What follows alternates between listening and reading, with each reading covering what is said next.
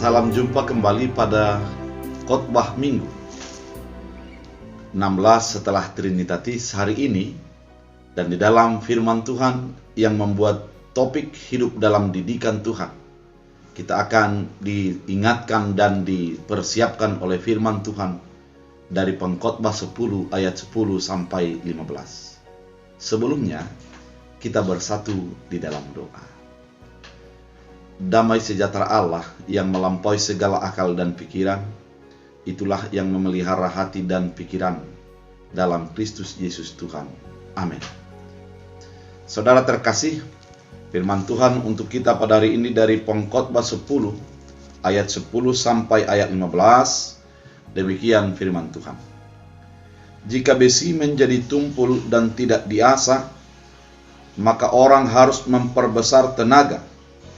Tetapi yang terpenting untuk berhasil adalah hikmat. Jika ular memagut sebelum mantra diucapkan, maka tukang mantra tidak akan berhasil. Perkataan mulut orang berhikmat menarik, tetapi bibir orang bodoh menelan orang itu sendiri. Awal perkataan yang keluar dari mulutnya adalah kebodohan, dan akhir pembicaraannya adalah kebebalan yang mencelakakan. Orang yang bodoh banyak bicaranya, meskipun orang tidak tahu apa yang terjadi, dan siapakah yang akan mengatakan kepadanya apa yang akan terjadi sesudah dia? Jerih payah orang bodoh melelahkan orang itu sendiri, karena ia tidak mengetahui jalan ke kota. Demikian firman Tuhan. Saudara terkasih dalam Kristus Yesus, kitab ini disebut dengan pengkhotbah, yaitu seorang yang menyatakan tentang pertanyaan-pertanyaan kehidupan yang mencoba menerangkan bagaimana kehidupan sebagai orang yang takut akan Tuhan. Firman Tuhan kali ini ada ungkapan-ungkapan yang kelihatan melompat dari satu ke yang lain.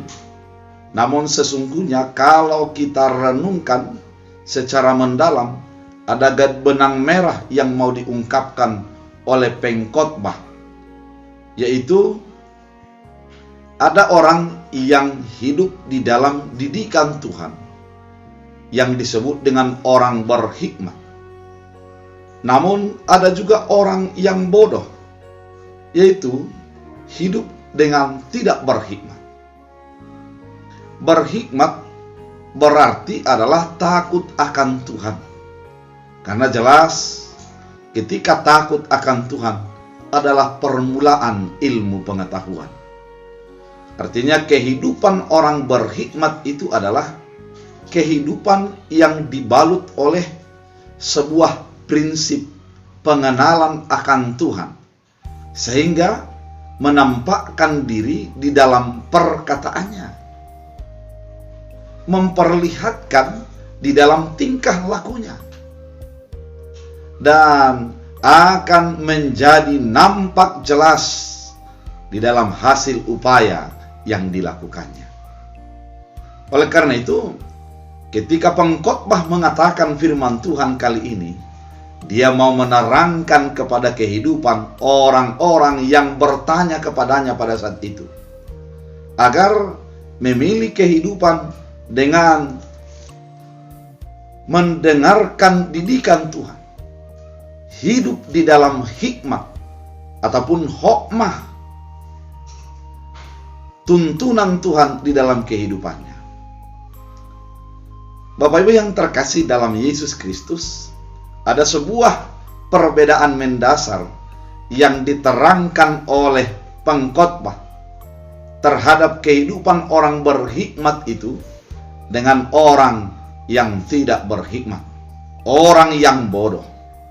Bodoh bukan hanya persoalan intelektual, namun adalah kebodohan ketika mengandalkan diri sendiri, ketika mengandalkan yang tidak ditahunya, ketika mau mencapai hasil kepada sesuatu yang belum mampu untuk dia lihat ke depan. Itu merupakan sebuah kebodohan. Orang yang bodoh dikatakan pada firman Tuhan kali ini adalah orang yang tidak berhikmat itu. Dengan orang yang berhikmat dilihat dari yang pertama pada ayat 10 adalah cara kerjanya. Kalau kita baca ayat 10 dikatakan, jika besi menjadi tumpul dan tidak diasah, maka orang harus besar tenaga. Tetapi yang terpenting untuk berhasil adalah hikmat.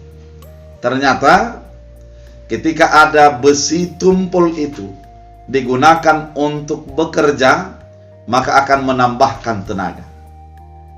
Oleh karena itu dibutuhkan hikmat untuk menyelesaikan pekerjaan.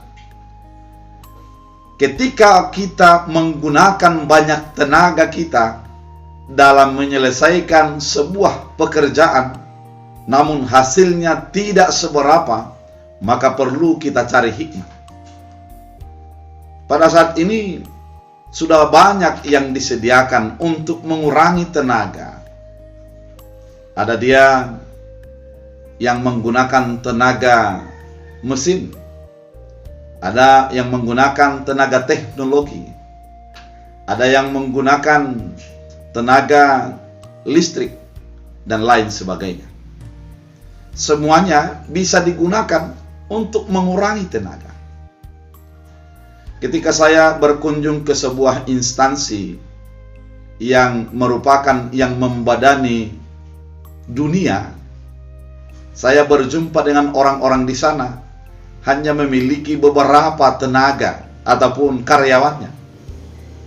Kalau saya hitung-hitung, ditambah dengan cleaning service dan juga pembuat kopi, hanya sekitar 7 orang yang bekerja di situ. Namun dia bisa mengerjakan yang besar untuk dunia. Kemudian ada sebuah pekerjaan yang membidangi hanya beberapa daerah saja, memiliki karyawan yang sampai 30 orang.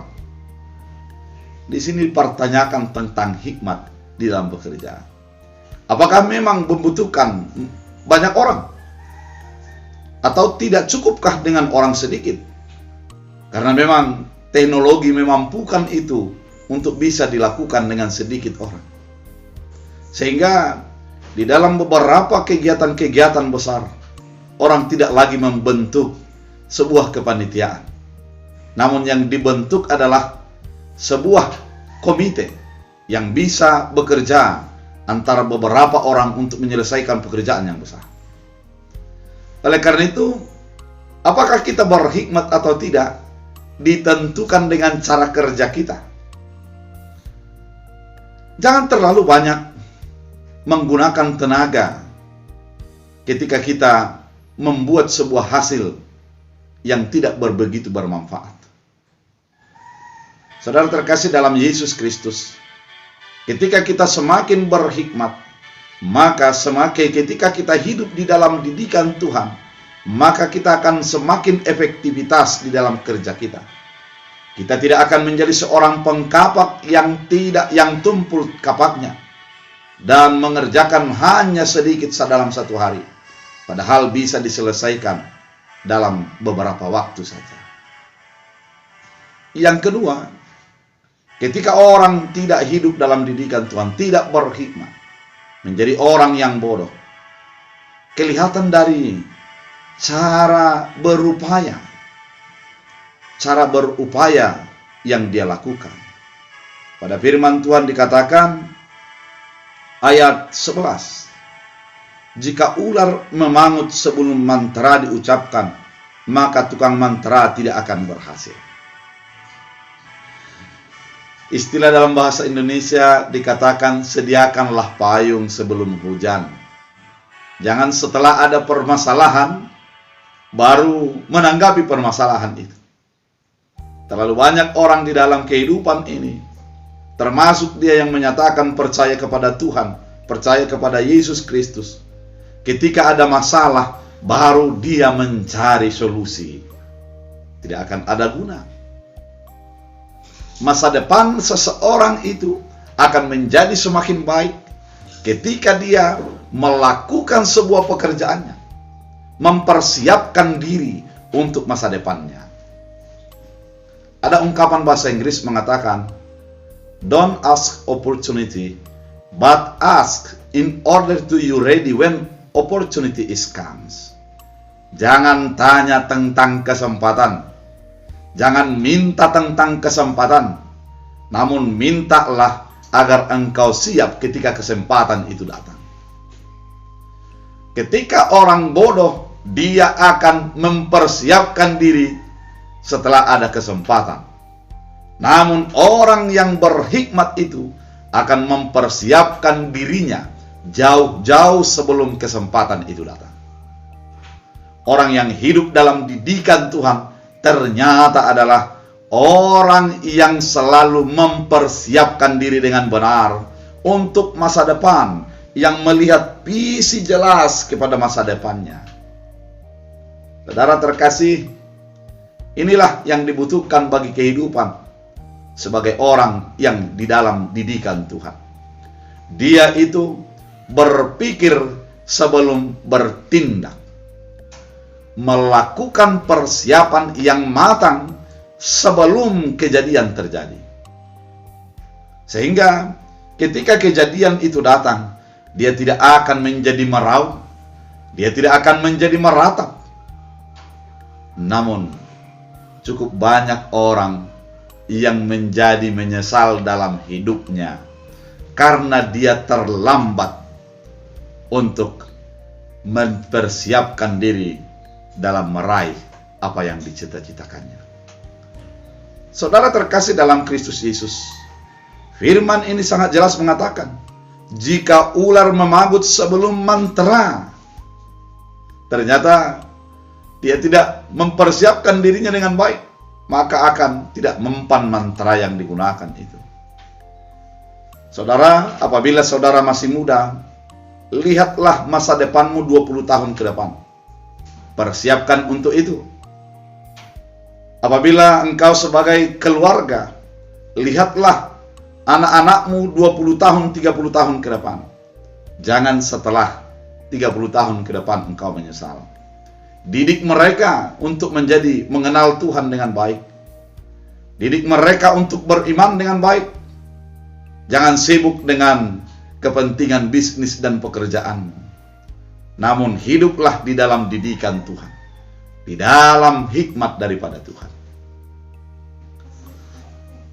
Firman Tuhan yang ketiga dikatakan, perbedaan antara orang berhikmat dengan orang yang bodoh adalah dari cara bicara. Ternyata cara bicara seseorang menunjukkan identitas dirinya. Cara bicara seseorang menentukan seberapa dekat dia dengan Tuhan. Coba kita cek diri kita masing-masing. Mana lebih banyak berbicara atau mendengar? Orang yang dekat dengan Tuhan, ketika ada orang mencurahkan hatinya, dia akan mempersiapkan dirinya untuk mendengar. Bukan untuk menggurui, bukan untuk mengatakan saya sudah melalui itu, saya hebat. Namun adalah yang menuntun orang untuk menjadi keluar dari pergumulannya dengan mendampingi, menguatkan, menyembuhkan, dan memberikan sebuah kelepasan di dalam hidupnya. Saudara terkasih, cara bicara orang yang tidak berhikmat. Pada firman Tuhan dikatakan, awal perkataan yang keluar dari mulutnya adalah kebodohan, dan akhir bicaranya adalah kebebalan yang mencelakakan. Ternyata orang yang tidak berhikmat itu dari awal bicara sampai akhir bicara semuanya tidak ada faedahnya. Dia hanya mengeluarkan suara saja. Dia hanya berbicara mengeluarkan isi perutnya saja. Tidak bermanfaat. Namun orang yang berhikmat itu akan mengeluarkan perkataannya yang mampu untuk menyejukkan bagi orang lain. Oleh karena itu, orang yang dididik oleh Tuhan, orang yang hidup dalam hikmat Tuhan itu, selalu mengekang lidahnya untuk berbicara. Oleh karena itu, Yakobus mengatakan, cepatlah mendengar, tapi lambat berkata-kata, dan lambat marah.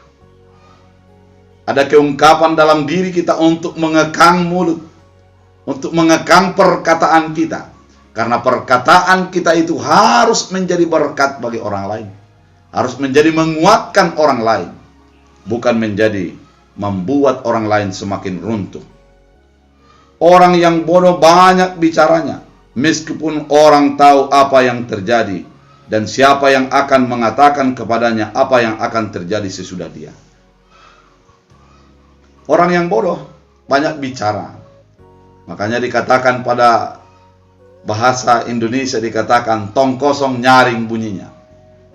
Memang kalau dia banyak bicaranya, maka akan memperlihatkan kebodohannya yang semakin besar tersebut. Oleh karena itu, ketika dikatakan pada firman Tuhan pada saat ini, orang berhikmat itu akan menjadi menyejukkan bicaranya, menyegarkan apa yang dikatakannya.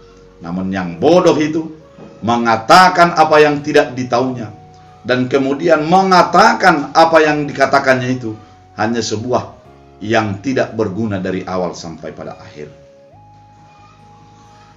Kemudian yang keempat pada firman Tuhan kali ini, perbedaan antara orang yang bodoh dan orang berhikmat adalah ayat 15. Dikatakan demikian. Jeripaya orang bodoh melelahkan orang sendiri karena ia tidak mengetahui jalan ke kota. Orang bodoh melelahkan dirinya sendiri, betapa malang hidupnya. Sebenarnya kebodohan itu akan membuat kita lelah sendiri.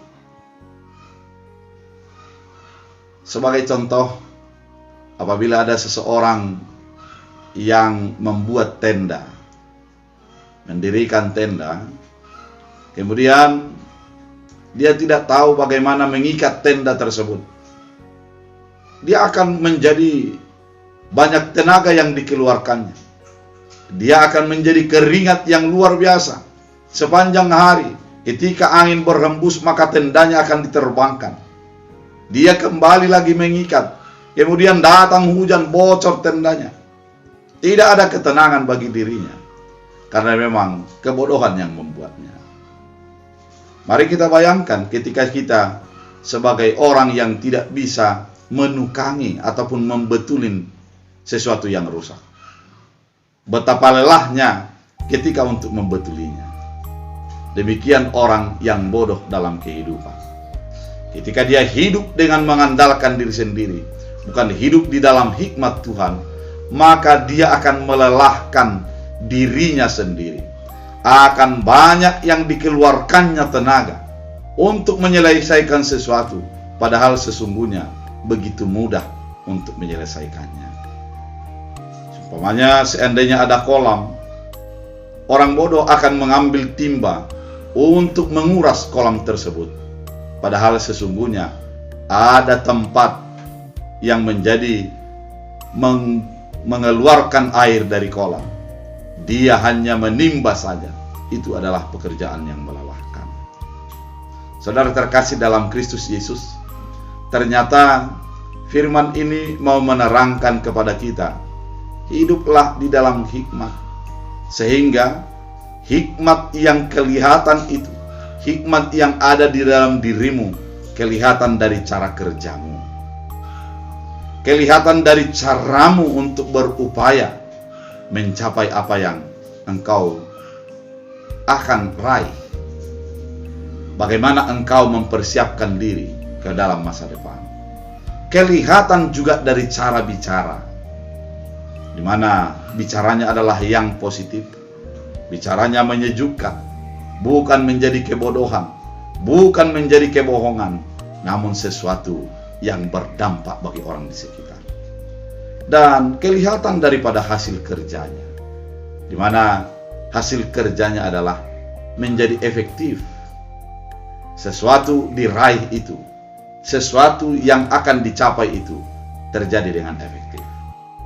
Saudara terkasih dalam Kristus Yesus, hidup dalam didikan Tuhan ternyata berdampak kepada sesuatu tindakan kita. Ketika kita hidup di dalam didikan Tuhan, akan memancarkan di dalam tindakan kita, memancarkan di dalam cara kerja kita, terpancar di dalam cara bicara kita, dan terpancar di dalam hasil kerja kita. Oleh karena itu, mari kita hidup di dalam didikan Tuhan. Mari jadikan didikan Tuhan menjadi bahagian yang tak terpisahkan dalam kehidupan kita. Sepanjang hari persiapkan diri selalu hidup dalam hikmat daripada Tuhan, sehingga kita menjalani hari demi hari kita adalah bersama dengan hikmat yang daripada Tuhan itu, dan kita hidup dalam sukacita di dalam Tuhan. Oleh karena itu, saudara terkasih dalam Kristus Yesus, firman Tuhan pada minggu ke-16 Trinitatis ini menuntun kita, membimbing kita agar orang yang berhikmat jangan menjadi orang yang bodoh. Hiduplah di dalam hikmat dari Tuhan. Tuhan Yesus memberkati. Kita berdoa. Terima kasih Tuhan atas firman yang Engkau nyatakan, mengingatkan kami bahwa kami harus hidup di dalam didikan Tuhan, di mana dalam didikan Tuhan diawali dengan takut akan Tuhan, maka kami akan menjadi orang berhikmat dan menjadi orang yang bodoh, yang mengandalkan diri sendiri, yang mengandalkan ketidaktahuannya, dan bekerja hanya berupaya dalam upaya diri sendiri saja. Biarlah firman ini menjadi bahagian kehidupan kami dalam Kristus Yesus Tuhan. Amin. Tuhan Yesus memberkati.